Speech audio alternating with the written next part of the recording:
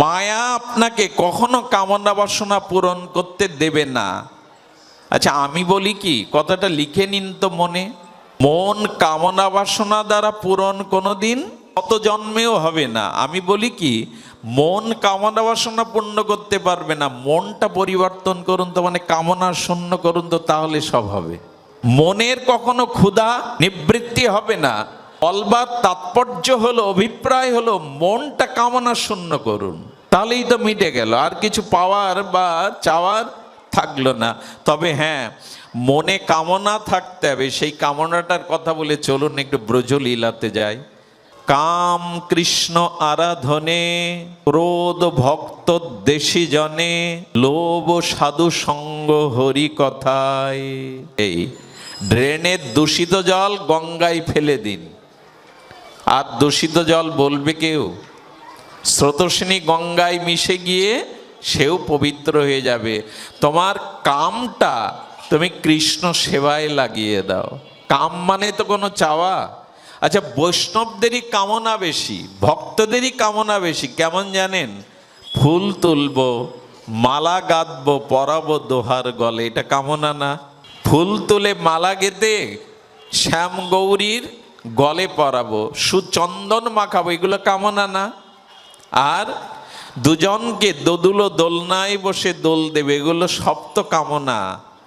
কামটাকে নিজ ভোগের দিকে না লাগিয়ে কৃষ্ণ সেবার দিকে মোড় ঘুরিয়ে দাও। ট্রেনের দূষিত জলটা গঙ্গার সাথে যুক্ত করে দাও, তাহলে গঙ্গার পুত পবিত্র জলে ড্রেনের দূষিত জল গিয়ে মিশে পবিত্র হয়ে যাবে। আর কেউ তাকে দূষিত জল, নিজের ভোগের বাসনাটা কৃষ্ণ সেবার দিকে লাগিয়ে দাও। দেখুন, ভগবানের পথে যদি আপনি আপনার মোড় ঘোরাতে পারেন, আপনার সব কর্মই ভক্তি হয়ে যাবে। আরে বাবা, সব কর্ম মানে?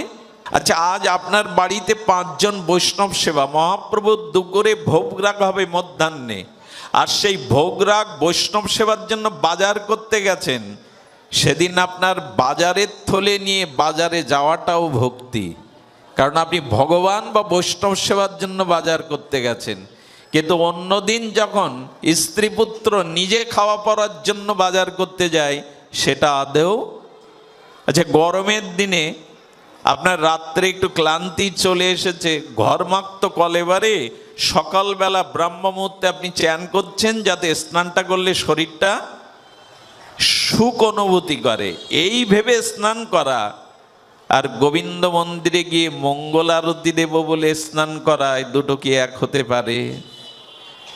একই স্নান, একই জল, শুধু ভাব বা অনুভূতির কারণে একটা নিজের সুখের জন্য যা কাম, আর একটা ভগবানের সুখের জন্য যেটাকে প্রেম বলা হয়েছে।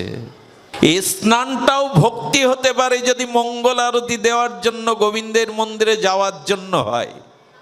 আহারে, একটু মোড় ঘুরিয়ে দিন জীবনটা। অনেক তো হলো, এই শরীরে ভোগ কম হয়নি, মান সম্মান কম পাইনি, স্ত্রী পুত্র স্নেহ মমতা কম পাইনি, এবার তো একটু নিজ সুখের চিন্তা ত্যাগ করে তার সুখের ভাবনা ভাবুন।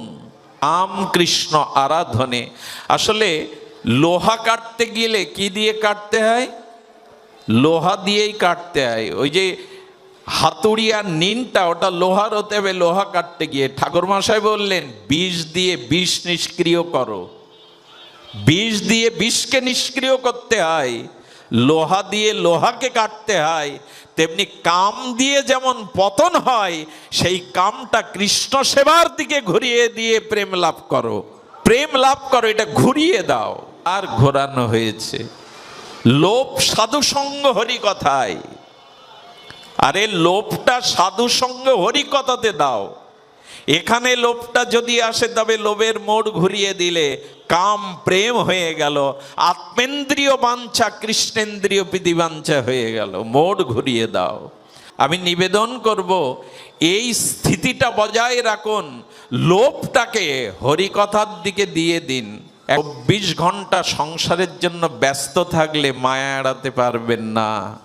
আচ্ছা, আপনাকে যদি বলা হয় আপনাকে একটা অট্টালিকা বাড়ি দেয়া হবে, সোনার পালঙ্ক দেয়া হবে, কোটি কোটি ডলার দেয়া হবে, কিন্তু 1 বছর ঘুম কেড়ে নেওয়া হবে, রাজি হবেন কেউ? আচ্ছা, সোনার পালঙ্ক দেখিয়ে বলা হচ্ছে যে আপনার ঘুম কেড়ে নেব, 1 বছরের জন্য পালঙ্ক নিন, রাজি আছেন কেউ? দেবরাজ ইন্দ্র বলবে আমাকে যদি স্বর্গের দায়িত্ব দেন, দেবরাজের অশ্বরীর নিত্য দেন, অমৃত দেন, তবু ঘুম কেড়ে নিলে আমি এগুলি কিছুই চাই না, এগুলো বাদ দিয়ে বরঞ্চ 1 মাস পর ঘুম চাইবে। আপনিও চাইবেন। ঘুমটা কেন? কারণ নিদ্রার মাধ্যমে মানুষ প্রশস্তি পায়, নিদ্রার মাধ্যমে মানুষ পুনরায় কর্ম করার শক্তি সঞ্চয় করে। নিদ্রা না হলে সে উন্মাদ, সে ব্যাধিগ্রস্ত, আত্মহত্যার কারণ হয়ে যাবে তার অনিদ্রা, রোগের কারণ হয়ে যাবে। যেমন মানুষের কর্মব্যস্ত জীবনে নিদ্রা প্রয়োজন, আমিও বলবো আত্মার শান্তির জন্য একটু সময়টা ব্যয় করে একটু হরিকথায় বিশ্রাম নেওয়ার প্রয়োজন, সাধু সঙ্গে বিশ্রামের প্রয়োজন। উল্কার মতো ছুটলে এক সময় দেখবেন দিক বিদিক শূন্য হয়ে গেছে, কিছুই পাওয়া হয়নি।